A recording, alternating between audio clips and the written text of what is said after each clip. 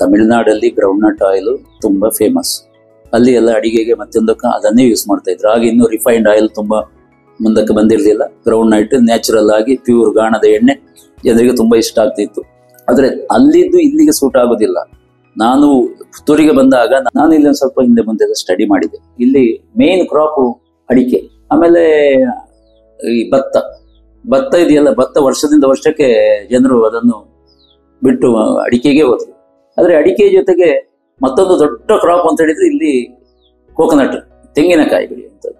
ತೆಂಗಿನಕಾಯಿ ಅಡಿಕೆ ತೋಟದ ಸುತ್ತು ಎಲ್ಲರೂ ಹಾಕ್ತಾ ಇದ್ರು. ಮತ್ತೆ ಟ್ರೆಡಿಷನಲ್ಲಿ ಗದ್ದೆ ಸುತ್ತು ಅಡಿಕೆ ತೆಂಗಿನ ಮರವೇ ಇತ್ತು.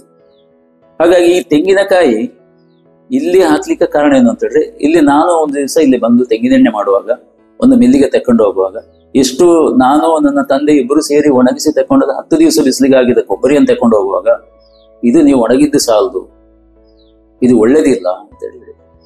ಆದ್ರೆ ಇವತ್ತು ಕೂಡ ನನ್ನ ಮನಸ್ಸಿಗೆ ಬರ್ತದೆ ಅದು. ನಾನು ಇವತ್ತೀಗ ಇದರಲ್ಲೀಗ 40 ವರ್ಷ ಇದರಲ್ಲಿ ಅನುಭವ ಹೊಂದಿದ್ದೇನೆ. ಯಾಕೋ ಅವರು ಹೇಳಿದ್ದು ಸರಿ ಕಾಣಲಿಲ್ಲ. ಆಗ ನನಗೆ ಹಠ ಬಿತ್ತು. ತೆಂಗಿನಕಾಯಿ ಬಗ್ಗೆ ನಾನು ಸ್ಟಡಿ ಮಾಡಿದೆ. ಇದು ಪೊಟೆನ್ಷಿಯಲ್ ಇದೆ, ಜನರಿಗೆ ಅಗತ್ಯ ಇದೆ. ಆಗ ತೆಂಗಿನೆಣ್ಣೆ ಬಿಟ್ಟರೆ ಬೇರೆ ಎಣ್ಣೆ ಇಲ್ಲಿಯವರೆಗೆ ಗೊತ್ತೇ ಇರಲಿಲ್ಲ. ಏನೋ ಒಂದು ಪರ್ಸೆಂಟ್ ಎಣ್ಣೆ ಅಂತೇಳಿ ಇದಕ್ಕೆ ದೀಪಕ್ಕೆ ಉಪಯೋಗಿಸ್ತಾ ಇದ್ರು ಬಿಟ್ರೆ ಅದು ಪ್ರತಿಯೊಂದಕ್ಕೂ ತೆಂಗಿನೆಣ್ಣೆ. ಹಾಗಾಗಿ ಇದಕ್ಕೆ ಒಳ್ಳೆ ಪೊಟೆನ್ಷಿಯಲ್ ಇದೆ. ನಾನು ಯಾವುದಾವುದೋ ಮಾಡಿದ್ರೆ ನನ್ನ ಕುಚ್ಚಿನಲ್ಲಿ ಬೇವಿನ ಎಣ್ಣೆ ಇಲ್ಲಿ ತಂದು ಮಾಡಿದ್ರೆ ಆಗೋದಿಲ್ಲ, ಅಥವಾ ಬೇರೆ ಯಾವುದೋ ಹರಳೆಣ್ಣೆ ಮಾಡಿದ್ರೆ ಆಗೋದಿಲ್ಲ. ಲೋಕಲ್ ಮಾರ್ಕೆಟಿಗೆ ಎಸೆಕ್ಟ್ ಆಗುವಂಥದ್ದು ಮಾಡಬೇಕಲ್ಲ.